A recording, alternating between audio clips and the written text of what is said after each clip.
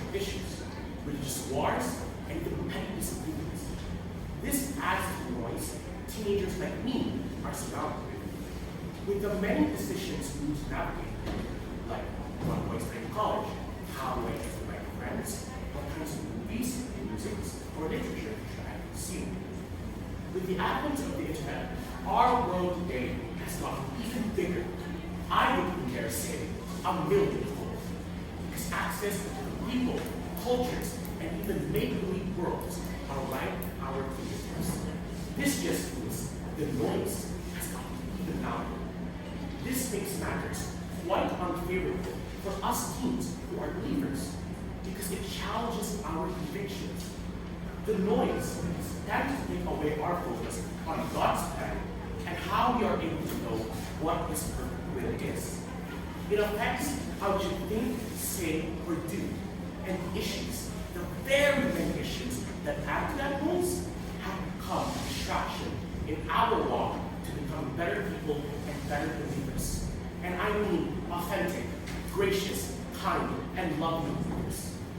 As teens, we hear the older generation often say that things were different in their time.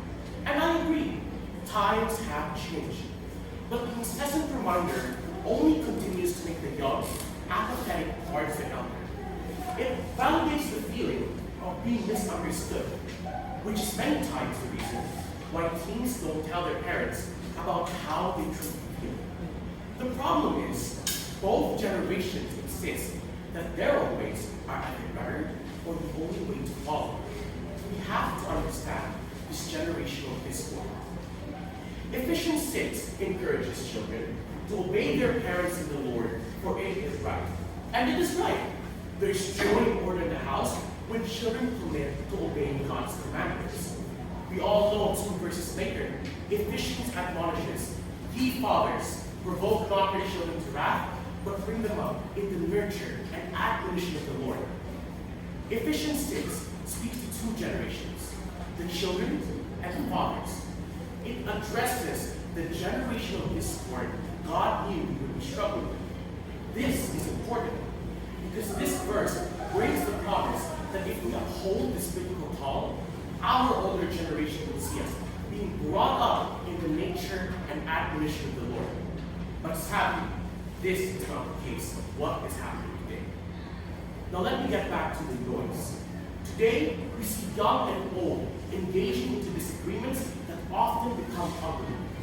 Very rare we find respectful and well-mannered individuals who are able to walk away with no ill feelings agreeing to disagree.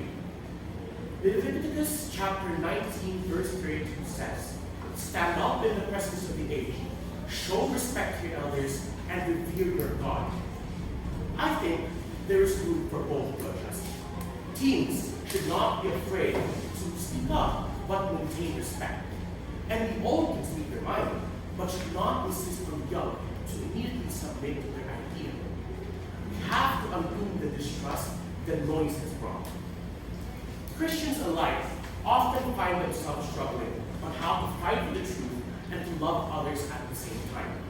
Let us all recall when Jesus had been crucified, and yet he said, "Father, forgive them, for they know not what they've done." And in that story, Jesus stood for the truth, even as he was on the cross, but still loved those who were crucified him. This is the fight of not just teens, but all believers. Fighting for the truth is a complicated thing a Christian can do. For the world nowadays has been filled with different political or religious agenda. And to disagree with the social norm of society has proven unfortunate for anyone who has done so. Fighting for the truth means to stand our ground and to be resilient with our faith, even as others around us disagree. To stand for the truth and to live by it as well is never going to be easy. Loving others who do not align themselves with biblical teachings can be hard to do. To love them does not mean that we have to agree with them, but simply to accept them as one of God's children whom He loves, who are changing from grace to grace. Our responsibility is not to police their thoughts and actions, but to win them over in love and to bear a good example. So much can be said about how things are, but so few can be said on what the proper steps are to take when we as Christians live in a world that is engulfed by sin.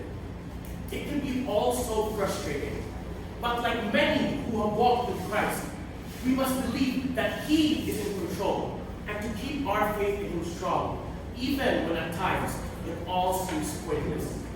But the call is the same. We live under the shadow of the Almighty. We keep bearing the character of God because one thing is for sure, for God always prevails in the end. In conclusion, there are so many issues that complicate our world. The noise is loud, but the opportunity to be Christ-like is great. Evil can take root from anywhere, anyone, anything. And the damages this evil can do leads to the uncertainty of the existence of God. Hence, the importance of faith. Let's open our hearts and minds to bridge this generational discord and to continue to uphold the biblical call to build trust. We all share the same need, the need to be heard, and the need to know who is listening. Who is listening amidst the noise? Thank you.